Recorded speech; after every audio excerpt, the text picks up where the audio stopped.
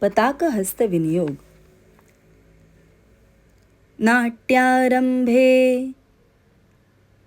वारिवाहे वने वस्तुनिषेधने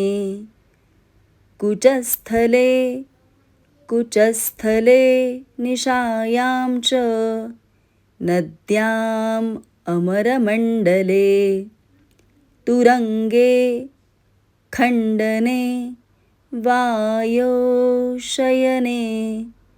गमनोद्यमे प्रतापे च प्रसादे च चंद्रिकायां घनातपे कवाटपाटने सप्तविभक्त्यर्थे तरंगके विधिप्रवेशभावेऽपि